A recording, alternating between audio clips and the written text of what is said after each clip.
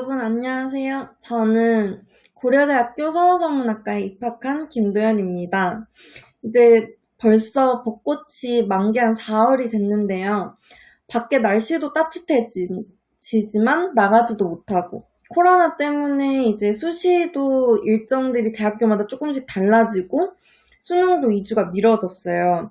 그리고 사실 여러분들이 지금 학교도 거의 못 가고 있는 걸로 알고 있어요. 그렇기 때문에 분위기가 정말 어수선해지고 이제 공부한 마음가짐들이 조금씩 이제 없어질 수도 있을 거라고 한 적합한 시기라고도 생각을 해요.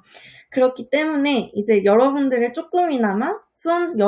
수험생활에 조금이나마 도움을 주고자 이제 제가 작년에 1년간 수험생활을 하면서 이제 이렇게 공부를 했고 이렇게 하니까 좋았다라는 경험들을 같이 공유하고자 해요. 근데 이거는 이제 절대적이지 않고 그냥 저희 경험에서 우러나온 거기 때문에 그냥 여러분들께서 자신의 공부에 채워야 할 부분들만 듣고 그냥 감상해 주셨으면 감사하겠습니다. 그러면 시작하도록 할게요. 이제 저 같은 경우에는 고려대학교를 학교장 추천 2 전형으로 입학을 했어요. 이제 학교장 추천 2 같은 경우에는 최저 등급이 존재를 하기 때문에 저는 정시와 수시를 같이 준비했고 이제 최저 등급 3업 5를 맞춰야 됐었어요. 그렇기 때문에 제가 정시에 대해서 먼저 말씀을 드리자면 정시는 마라톤이라고 말씀을 먼저 드리고 싶습니다. 그렇기 때문에 1년 계획을 세우는 거를 정말 중요시 생각을 해요. 이제 물론 겨울방학은 지금 다 지나갔지만 이제 아직 학교를 가지 않았기 때문에 우선적으로 지금 시기도 겨울방학이라고 생각을 하고 먼저 말씀을 드리자면 저는 인터넷 강의를 시청하는 것을 추천드리고 싶어요. 이제 물론 본인들이 혼자서 공부를 하고 정리를 한다면 무엇보다 좋겠지만 인터넷 강의에서 이제 선생님들이 다 정리를 해주시기 때문에 저는 정말 편하게 공부를 할 수 있었어요. 그렇기 때문에 이제 사설 인강 사이트라든지 아니면 EBS 같은 사이트를 이용해서 선생님들의 맛보기 영상을 보고 이제 자기한테 맞는 선생님을 선택해서 이제 그 선생님으로 1년 커리큘럼을 쭉 가서 이제 듣는 것을 추천드리고 싶어요. 그리고 이제 겨울방학 때 마음가짐이 정말 제일 의지가 높을 때라고 생각이 되는데 이런 마음가짐을 1년 동안 유지하는 게 가장 중요하다고 생각이 들거든요. 그렇기 때문에 저는 다이어리를 썼어요. 그래서 다이어리에 겨울방학 때 나는 정말 이런 마음으로 공부를 해야지라는 정말 독한 마음들을 적고 여름방학 때 이 마음들이 조금씩 없어질 때 한 번씩 이제 들여다보면서 진짜 내가 이렇게 생각을 했구나. 열심히 해야지. 약간 이런 마음가짐을 다지는 게 중요하다고 생각해요. 그리고 세 번째 항목은 이제 스마트폰이 친구들 같은 경우 고1 때나 고2 때 자제가 안 됐다면 이제 무조건 2G로 바꾸는 것을 추천드려요. 그리고 이제 여름방학 시기가 되면은 제가 아까 말씀드렸다시피 겨울방학 때 다짐한 마음은 80%가 없어지는 것 같아요. 날씨도 더워지고 이제 친구들이랑 계약을 하고 이제 친해지는 시기이기도 하거든요. 그렇기 때문에 이제 앞서 말한 다이어리를 보거나 이제 저 같은 경우에는 유튜브로 연고 TV를 많이 봤어요. 이제 연고 TV나 이제 마이맥 TV 같은 멘토들이 해주는 위로나 조언들로 저는 공부의 동기를 조금 더 얻을 수 있었어요. 그리고 이제 두 번째로는 수시를 같이 준비하는 친구들한테 말씀을 드리고 싶은데 무엇보다도 자소서 준비로 엄청 바빠지는 시기예요. 그래서 이제 진학하려는 과가 많은 친구들 같은 경우에는 이제 대학교별로도 달라질 수 있기 때문에 과별로 어떻게 생기록을 작성하는지 준비하는 게 여름방학 때 이제 중요하다고 생각이 드는데 이제 자소서 준비를 하게 되면 가장 생기는 큰 문제점이 저 같은 경우에도 발생하였지만 자소서 준비 때문에 걱정이 돼서 자기가 수능 공부, 내신 공부를 할 때도 그 공부가 집중이 안 되는 경우가 있어요. 그렇기 때문에 하루는 자소서를 쓴다고 하루 종일 쓰기도 했고, 어떨 때는 국어 공부를 하면서도 자소서 생각이 계속 났어요. 그렇기 때문에 제가 드리고 싶은 팁은 이제 하루에 국수형 사탐은 항상 1시간씩은 최소한 하는 것을 추천드려요.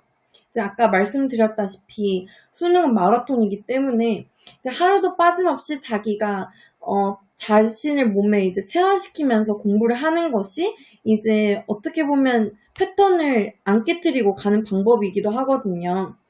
그리고 이렇게 이제 최소 1시간씩 하면서 하루에 나는 자소서를 딱 2시간만 투자할 거다. 오늘은 딱 3시간만 투자할 거다. 이런 시간을 딱 정해놓고 그 시간에만 열심히 자소서를 쓰세요. 그리고 그 시간이 끝나면 정말 머릿속에서 깨끗이 잊어버리세요. 그래야지 정말 자기가 수능 공부를 할 때도 정말 무의미하게 시간이 지나가지 않거든요. 왜냐하면 공부를 할 때 집중을 못하게 된다면 그냥 자리에 앉아서 생각만 많아지고 걱정만 많아져요. 그렇기 때문에 자소서를 쓸 때는 자소서만, 그리고 수능 공부를 할 때는 수능 공부만 생각하는 것을 어렵겠지만 이런 방식을 추천드려요. 그리고 이제 파이널 10월이 되면은 이제 11월을 앞두고 있기 때문에 수능을 앞두고 마지막 자료들이 대방출되는 시기예요. 그래서 저 같은 경우에 이제 수학 과목 같은 경우에는 킬링 캠프라든지 정상 모의고사 같은 걸 활용했고, 이제 이런 사설 모의고사 같은 걸로 이제 실전 연습을 하는 게 정말 중요하다고 생각이 들어요. 이제 학원에서 굳이 할 필요는 없다고 생각이 들고, 이제 뭐 토요일 자습 시간이라든지 야간 자율학습 시간에 반 친구들이랑 같이 하루에 오늘은 국어 모의고사를 다 같이 풀어보자, 약간 이런 방식으로 이제 사설이라든지 이제 뭐 예전 기출을 시간 맞춰서 풀면서 이제 한 달간 꾸준히 실전 연습을 하는 것을 추천드려요. 그러면은 이제 수능 시험장에 들어갔을 때 무엇보다 이제 내가 어떤 식으로 이제 체화하면서 연습을 해왔기 때문에 조금 덜 떨리는 것 같았어요. 그리고 이제 EBS 수특수화는 꼭 다시 복습을 하고, 가장 중요하다고 생각하는 게 바로 멘탈 관리인 것 같아요. 이제 10월이니까 정말 떨리거든요. 정말 공부도 손에 안 집히고 하루하루가 정말 빨리 지나가요, 이때는. 그리고 이제 옆에서 친구들이 공부하고 모의고사 푸는 게 제가 공부한 것보다 더 좋아 보이고, 저거에서 꼭 문제가 나올 것 같은 그런 이상한 심리가 들어요. 그렇기 때문에, 저는 이제 여러분들이 자기 자신한테, 내가 1년간 이렇게 공부를 해왔는데, 정말 수고했고, 내가 공부한 방식이 정말 최고다. 내가 공부한 방식이 맞고, 이제 나는 끝까지 이제 이렇게 밀고 나가면 나는 할 수 있다. 약간 이런 마음가짐을 가지면서 공부를 해야지 멘탈이 조금은 그래도 덜 흔들리는 것 같아요. 그리고 이제, 단권화된 공식 복습하기, 국어는 이제 이런 방식으로 하고, 이제 수능 전에 면접이 있는 학교들이 간혹 있어요. 이제 저 같은 경우에는 연세대 국제인재 전형이 수능 한 3주 전에 있었지 싶은데, 이런 경우에도 아까 자소서 방법처럼 시간 배분을 적당히 하면서 스트레스를 받지 않는 것을 추천드려요. 물론 어렵죠, 제일. 그리고 드리고 싶은 조언 한 가지는 최저를 정말 만만하게 보지 마세요. 이제 2019년 같은 경우에는 불수능이었죠. 그렇기 때문에 이때 최저가 있는 수시 전형들은 정말 최저 등급을 맞추냐 마느냐에 따라서 합격 여부가 많이 달라졌어요. 이제 2020은 그만큼은 아니지만 여러분들 2021 수능은 또 어떻게 달라질지 모르기 때문에 만만하게 보지 말고 철저히 준비하는 것을 추천드려요. 그리고 이제 많은 친구들이 저에게 질문을 하는 게, 내신과 수능은 별게 아닌가라고 질문을 해주시는데, 저 같은 경우에는 절대 별개가 아니라는 꼭 말씀을 드리고 싶어요. 이제 수업 시간 때 선생님들이 이제 수특이나 수완을 정말 세세하게 자세하게 분석을 해줘요. 그럼 그런 걸 집중을 하고 필기를 소홀히 하지 않고 다른 과목들을 그 시간에 공부를 하게 되거나 그러지 않는 것을 추천드리고 싶은 게, 이제 어차피 10월 돼서 수능 특강이라든지 완성을 다시 보게 돼요.